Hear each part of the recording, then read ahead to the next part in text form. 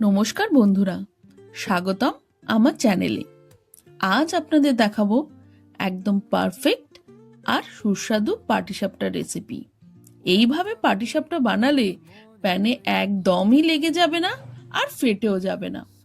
আর পাটিসাপটাগুলো হবে খুবই সফট, নরম আর ভীষণ টেস্টি। তাহলে চলুন শুরু করি। সবার প্রথমে একটা বড় পাত্রে নিয়ে নেব 2 বাটি চালের গুঁড়ো,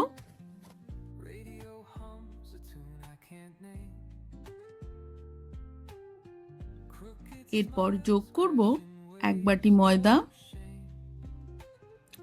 আধা বাটি সুজি আর সামান্য নুন। এবার সব উপকরণগুলো একসাথে খুব ভালোভাবে মিশিয়ে নেব। তারপর দিয়ে দেব 1 বাটি চিনি। খেয়াল রাখবেন চিনির পরিমাণ যেন বেশি না হয়। বেশি মিষ্টি হলে পাটিসাপটা প্যানে লেগে যেতে পারে আর তুলতেও অসুবিধা হবে। এবার অল্প অল্প করে দুধ যোগ করব। দুধটা আগে থেকে ভালো করে জাল দিয়ে রুম টেম্পারেচারে রেখে নিয়েছি।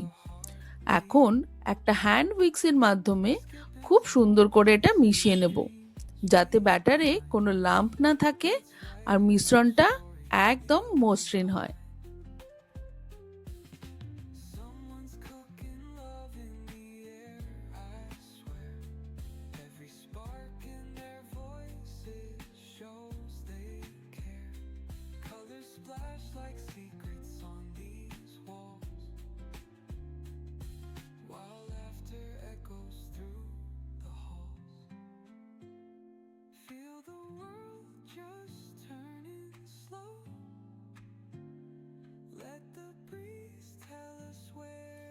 এবার ব্যাটারটা 10-15 মিনিট ঢেকে রেখে দেবো রেস্ট নিতে।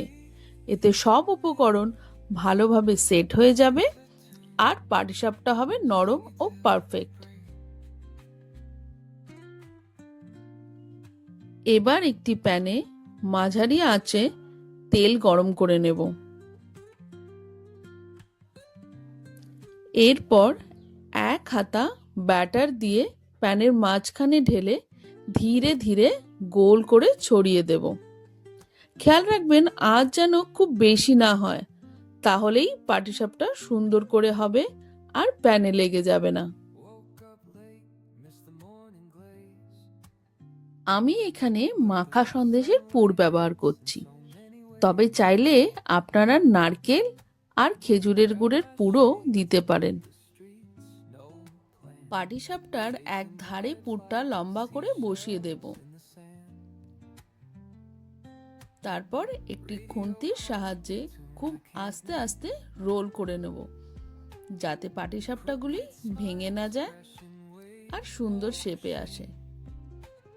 আমি কিন্তু কোনো ননস্টিক প্যান ইউজ করিনি, তাও দেখুন সুন্দর উঠে আসছে।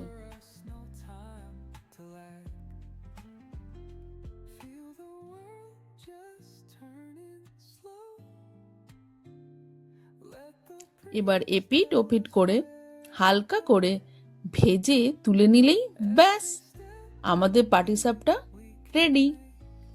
নরম, সফট আর ভীষণ সুস্বাদু। এবার আপনারাও বাড়িতে বানিয়ে ফেলুন পাটিসাপটা। এই পারফেক্ট পাটিসাপটা রেসিপিটা ভালো লেগে থাকলে অবশ্যই লাইক করবেন আর বন্ধুদের সাথে শেয়ার করবেন।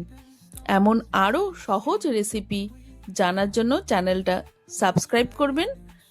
আর দেখা হবে, ততদিন মিষ্টি থাকুন।